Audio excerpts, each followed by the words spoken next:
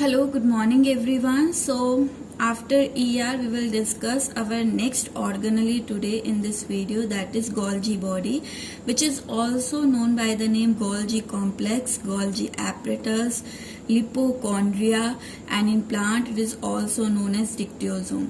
This Golgi body is actually observed by the scientist George, but morphological structure is given by another scientist called Camillo Golgi, who observed it in the nerve cell of cat and brain owl.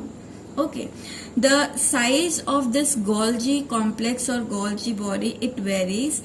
It is bigger in secretory cell such as our liver, which is a secretory organ, and it is smaller in non-secreting cell such as muscle. Okay, number also varies in different organism, like in animal cell and lower alga this Golgi body is present 1 in number, while in plant cell it is 6 to 12 in number. Position wise, in animal or we can say vertebrate like us, it is more closer to the nucleus, and in invertebrates and plant means the lower organisms, so there it is scattered in the cytoplasm. If we see the structure, the shape changes according to the function, means this Golgi body is pleomorphic. Pleomorphic आपके वो organelle होते हैं जो कि अपनी shape change कर पाते हैं. ठीक है, सो ये Golgi बॉडी आपका क्या है, it is pleomorphic in shape. Now see, if we see the structure of Golgi complex is given by Dalton, and it is actually made up of 3 component, that is cisternae, vacuoles and vesicles. If you see I have drawn this diagram, तो बच्चा यहाँ पर Golgi body हमेशा इस तरह से arrange होगा कि आपका जो ये फेस होता है कर्व, पहले तो आपका हम बात कर लेते हैं, ये आपका Golgi बॉडी में जो ट्यूब्स होती हैं, these tubes which are curve and swollen at the end, these are called cisternae, and this swollen end are called Golgian vacuoles. Okay, from these swollen ends, the large vacuole they bud off or they arises from this swollen end, and these vacuole are found on the trans phase of this Golgi complex. Golgi complex में आपके 2 side होते हैं, एक जिस तरफ ये tube जो है वो कर्व है, ठीक है, अंदर की तरफ, ये आपका होता है ट्रांस. ट्रांस नाम से पता चल रहा है, ट्रांस साइट जो है, ट्रांस फेज जो है, यहां से ट्रांसपोर्ट होगा, यानी कि प्रोटीन और लिपिड आगे ट्रांसपोर्ट होंगे, तो वो इसमें एंटर कहां से करेंगे, इसके बैक साइड वाले फेज से, जिसे हम सिस फेज कहते हैं. सिस फेज या इसे फॉर्मेटिव फेज भी कहा जाता है. तो इस सिस फेज से वेसिकल्स की फॉर्म में अनप्रोसेस्ड प्रोटीन और लिपिड जो है वो एंटर करते हैं into this Golgi body from ER. यानी कि आपको ये ध्यान रखना है, यहाँ पर आपका ER है और इसका ट्रांस फेज जो है वो ER से अवे होता है. सिस फेज ER के पास होता है और ट्रांस उससे अवे होता है. ट्रांस जो है आगे ट्रांसपोर्ट करेगा, यानी कि ये साइटोप्लाज्म की तरफ होना चाहिए और न्यूक्लियस इसके पीछे है. ओके, नाम से थोड़ा आप आइडिया लगा सकते हो जो टर्म्स दी हुई है. ट्रांस से आगे ट्रांसपोर्ट होगी चीज, तो न्यूक्लियस आपका पीछे है. Okay, now let we understand the structure in detail. So these Golgi body or Golgi complex show polarity, means they have 2 surfaces, one is concave and second is convex side. Concave मैंने आपसे बताया जो केव जैसा बना रहा है, यानी कि उसके ट्रांस फेस को कह रहे हैं, ये concave side हो गया and this one is convex side. So they have said here कि कॉन्केव जो होता है it faces towards the plasma membrane, जिसे हम ट्रांस फेज भी कहते हैं, और कॉन्वेक्स जो साइट होती है it faces towards the nucleus, और इसे हम सिस या फॉर्मेटिव फेज भी कहते हैं. फंगस के अंदर सिर्फ आपकी एक ही सिस्टर्नी प्रेजेंट होती है, यानी कि आपकी इस तरह की एक ही ट्यूब होगी जिससे आपका वैक्यूल और वेसिकल्स बन रहे होंगे. Now if we see the function of Golgi complex, so the Golgi complex it helps in secretion and packaging. So what it is secreting, it secretes and pack the polysaccharide. Saccharide बच्चा sugar के लिए होता है, poly मतलब many unit, तो बहुत सारे unit जो है शुगर की उसे आपका सिक्रीट और पैक करती है गॉबलेट सेल में। Goblet cell are your mucus secreting cell. आपकी बॉडी में म्यूकस जहां पर भी सिक्रीट हो रहा है वो सेल आपके क्या है, गॉबलेट सेल है। इसके अलावा आपका ये सिक्रीशन पॉलीसेक्राइड्स का सिक्रीशन या कोलेजन प्रोटीन फाइबर का सिक्रीशन भी करती है, यानी कि प्रोटीन फाइबर्स भी बना रही है आपका गोल्जी कॉम्प्लेक्स, क्योंकि यहाँ पर मेन आपका होता ही प्रोटीन की प्रोसेसिंग है। तो कोलेजन भी प्रोटीन से बना हुआ होता है, तो कोलेजन भी आपका गोल्जी बॉडी बनाएगी। और ये कोलेजन आपके कनेक्टिव टिश्यूज में प्रेजेंट होता है। लिक्विड सॉलिड सभी कनेक्टिव टिश्यू का जो मैट्रिक्स होता है वहां पर कोलेजन और इलास्टिन फाइबर होते हैं। तो ये कोलेजन इलास्टिन फाइबर भी कौन बना रही है, गोल्जी बना रही है। Now the next work is that it help in the secretion of some hormones also like thyroxine। तो आपकी थायराइड में जो गोल्जी बॉडी होती है वही आपका क्या करते, थायरोक्सिन हार्मोन का सिक्रीशन करते, बिकॉज अगेन थायरोक्सिन हार्मोन एक पेप्टाइड हार्मोन है, यानी कि प्रोटीन। हमारी बॉडी में जो हार्मोन है ना बच्चा, कुछ हार्मोन है जो कि आपके प्रोटीन से बने हुए हैं, कुछ आपके अमाइनो एसिड से बने हुए हैं, कुछ आपके जो हैं स्टीरोल ग्रुप से बने हुए हैं। सो यहाँ पर थायरोक्सिन जो है एक पेप्टाइड हार्मोन है, तो इसे भी कौन फॉर्म करेगी, गोल्जी बॉडी। देन विटेलोजिनेसिस। विटेलोजिनेसिस, जिनेसिस कहीं पर भी टर्म है, जिनेसिस का मतलब होता है फॉर्मेशन, और विटेलो टर्म आपका यॉक के लिए होता है। तो एग में यॉक की जो फॉर्मेशन होती है वो भी किस वजह से होती है, वो भी आपका गोल्जी बॉडी ही करती है। इसके अलावा मैंने प्रीवियस ईआर में भी बात की थी कि जीबी और ईआर दोनों के ही फ्रेगमेंट अगर हो जाए तो उन्हें फ्रेगमोब्लास्ट कहते हैं, और वो प्लांट सेल में सेल प्लेट बनाने में हेल्प करते हैं, जो कि प्लांट सेल में डिवीजन करवाएंगे। ओके, यानी कि सेल प्लेट सेल डिवीजन में हेल्प करती है in plant cell. Now the next function is that this Golgi body help in secretion of middle lamella।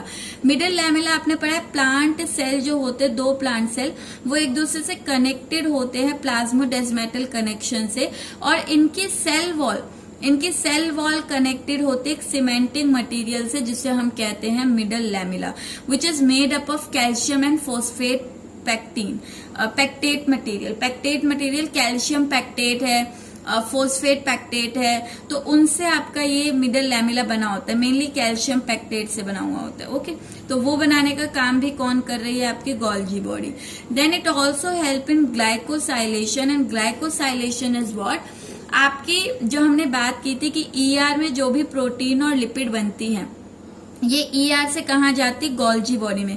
Golgi body में इनकी प्रोसेसिंग होती, तो प्रोसेसिंग में होता क्या है बच्चा, यहाँ पर जो प्रोटीन और लिपिड आए हैं इनके ऊपर ग्लूकोज को, यानी कि शुगर की यूनिट को यहाँ पर कार्बोहाइड्रेट को ऐड किया जाता है। और कहीं पर भी आपका कार्बोहाइड्रेट का एडिशन हो, चाहे वो प्रोटीन है चाहे लिपिड है, तो उसके लिए हम कॉमन टर्म यूज करते हैं ग्लाइकोसाइलेशन। यानी गोल्जी बॉडी का मेन फंक्शन होता है प्रोटीन और लिपिड्स का ग्लाइकोसाइलेशन, यानी उसके ऊपर कार्बोहाइड्रेट को ऐड कराकर उन्हें प्रोसेस करना। So it is addition of carbohydrate to protein और लिपिड। जब कार्बोहाइड्रेट प्रोटीन पर बाइंड कर जाए तो उसे हम कहते हैं ग्लाइकोप्रोटीन। ग्लाइको टर्म ग्लूकोज से रिलेट कर रहे हैं तो कार्बोहाइड्रेट के लिए होता है। तो कार्बोहाइड्रेट और प्रोटीन, कार्बोहाइड्रेट पर अगर प्रोटीन पर ऐड हो जाए तो उस प्रोटीन को हम बोलते हैं ग्लाइकोप्रोटीन। लाइकवाइज अगर कार्बोहाइड्रेट आपका लिपिड्स पर बाइंड हो जाए तो उसे हम कहते हैं ग्लाइकोलिपिड। ओके, तो यहाँ पर कार्बोहाइड्रेट एडिशन के बाद हमारे पास क्या बनता है, ग्लाइकोप्रोटीन और ग्लाइकोलिपिड बनते हैं। और यही ग्लाइकोप्रोटीन और ग्लाइकोलिपिड जो है वो सेल आइडेंटिफिकेशन में आपका हेल्प करते हैं। यानी किसी ऑर्गन की जब मैं स्टडी करती हूँ ना, तो उस ऑर्गन की जो मेम्ब्रेन है, सेल मेम्ब्रेन है, उस मेम्ब्रेन पर आपके ये प्रोटीन और लिपिड्स आपके प्रेजेंट होते हैं, ग्लाइकोप्रोटीन और ग्लाइकोलिपिड, और ये आपका सेल आइडेंटिफिकेशन में हेल्प करते हैं। यानी कि अगर दो पर्सन है और इनके बीच में ऑर्गन ट्रांसप्लांट करना है तो दोनों का ऑर्गन जो है एक जैसे होने चाहिए। तो यहाँ पर उस ऑर्गन की टेस्टिंग होती है कि इस डोनर के ऑर्गन के ग्लाइकोप्रोटीन ग्लाइकोलिपिड जो है वो रिसीवर के ऑर्गन के ग्लाइकोप्रोटीन और ग्लाइकोलिपिड से मैच करने चाहिए।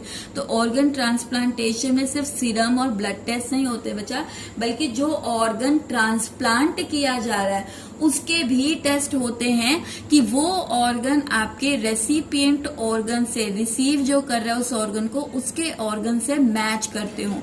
तो दो ऑर्गन को कंपेयर किया जाता है उनके ग्लाइकोप्रोटीन और ग्लाइकोलिपिड के आइडेंटिफिकेशन से। Okay, now see the next 8th function is it also help in formation.